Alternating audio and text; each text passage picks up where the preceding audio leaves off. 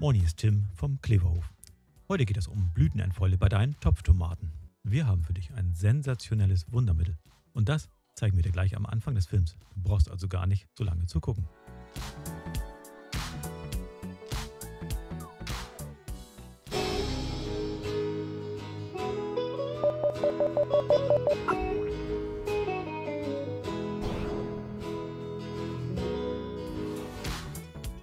Blütenendfäule, das sind die lederartigen dunklen Flecken unten an der Tomate. An der Stelle sind die Zellwände aufgebrochen, das betroffene Gewebe ist abgestorben und wurde braun. Und das entsteht, wenn die Zellwände zu wenig Kalzium bekommen. Längliche Tomatenfrüchte sind eher davon befallen. Auch starkwüchsige Tomatenpflanzen sind anfälliger. In diesem Video geht es nur um kleinwüchsige Tomaten im Topf. Und später, ganz am Schluss des Videos, sagen wir dir auch warum.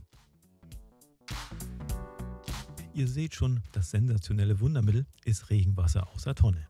So nun wird aber überall gesagt, dass Blütenendfäule ein Calciummangel ist. Die Tomatenpflanze kann mit ihrem Wurzelsystem Calciumionen aufnehmen und davon sind im Regenwasser herzlich wenig vorhanden. Und wenn du jetzt wissen willst, warum wir keine Calciumtabletten oder etwas Ähnliches empfehlen, dann solltest du dir das Video bis zum Schluss anschauen.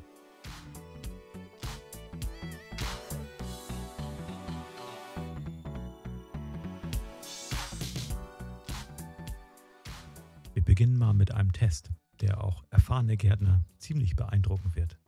Da bin ich mir sicher.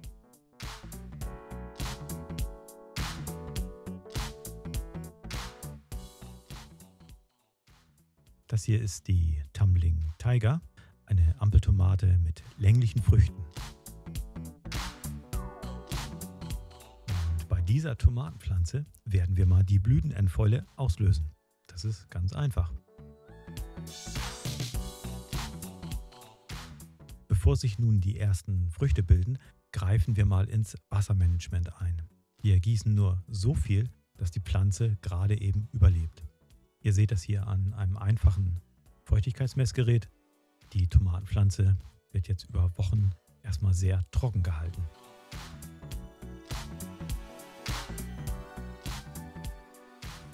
Ja, und wie erwartet sehen wir bei den Früchten der ersten Rispe die Blütenendfäule.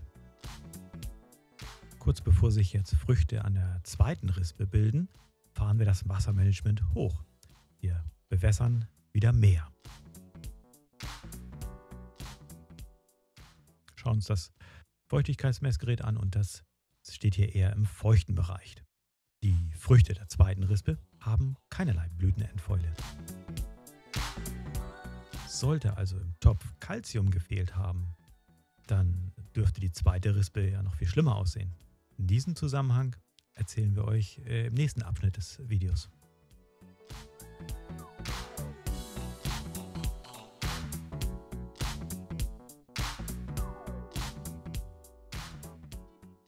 Wenn du deine Tomatenjungpflanzen in einen großen Topf setzt, dann nimmst du in der Regel Kompost aus deinem Garten, eine Gartenerde vom Gärtner oder Anzuchterde oder auch eine Tomatenerde aus dem Baumarkt. Die Erde hat im Normalfall einen pH-Wert zwischen 6 und 6,8. Das sind die optimalen pH-Werte für Tomatenpflanzen und die Werte kommen von der Cornell University New York. Und in solch einer Erde ist natürlich genug Calcium für die komplette Vegetationsperiode. Reiner Torf beispielsweise hat einen pH-Wert zwischen 2,5 und 3,5. Und solltest du dich für reinen Torf entscheiden, dann ist der Mangel an Calcium in der Erde dein geringstes Problem.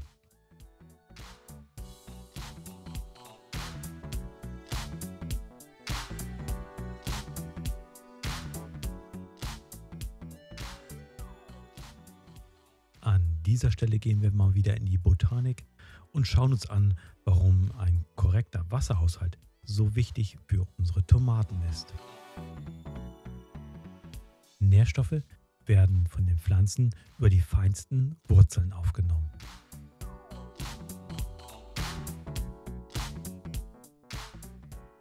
So wird das Calcium aus dem Boden über die Leitungsbahn in die Blätter und die Früchte transportiert. Und dieser Saftstrom wird angetrieben durch Verdunstung der oberirdischen Pflanzenteile. Wenn jetzt die Pflanze durch eine hohe Luftfeuchtigkeit nur wenig Wasser verdunstet und der Boden durch eine unzureichende Bewässerung zu trocken ist, dann kann es eine Unterversorgung mit Calcium für die Früchte geben. Denn zuerst wird das Calcium in die Blätter befördert und erst an zweiter Stelle in die Früchte. Natürlich gibt es noch mehr Faktoren, die den Saftstrom im Xylem behindern können, aber das Wassermanagement ist bei den kleinwüchsigen Topftomaten die Hauptursache. Und die anderen Faktoren können wir hier getrost vernachlässigen.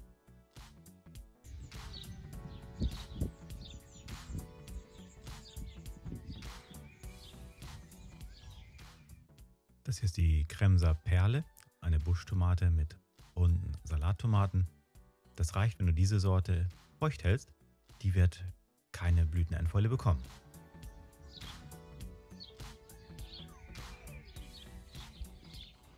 Und das hier ist die Spanish Dancer, eine Ampeltomate.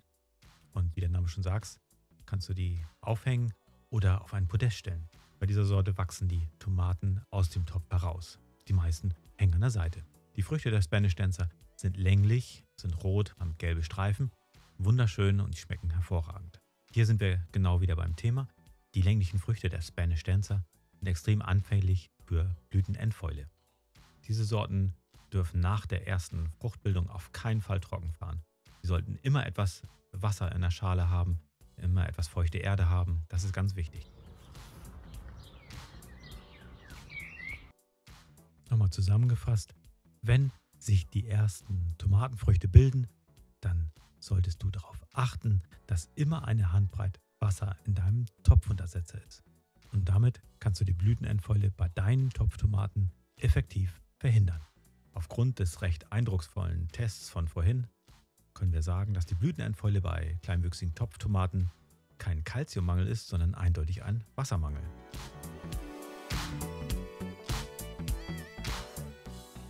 Bei Tomaten in der Erde, bei Tomaten im Gewächshaus in der Erde oder bei starkwüchsigen Stabtomaten im Topf, da sieht die Sache leider ganz anders aus.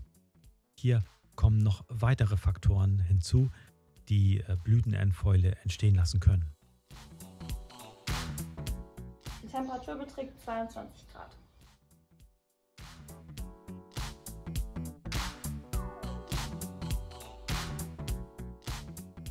Dazu haben wir mit mehreren Fachleuten gesprochen. Wir haben viele Studien ausgewertet zu diesem Thema und unsere eigenen Beobachtungen spielen auch noch mit rein. Parallel laufen 2 Versuchsreihen vom Kleverhof und dazu gibt es ein extra Video.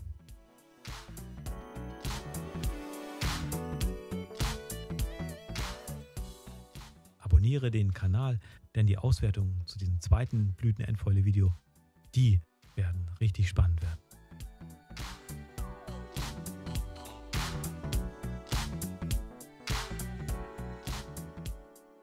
Vielen Dank, dein Kleverhof-Team.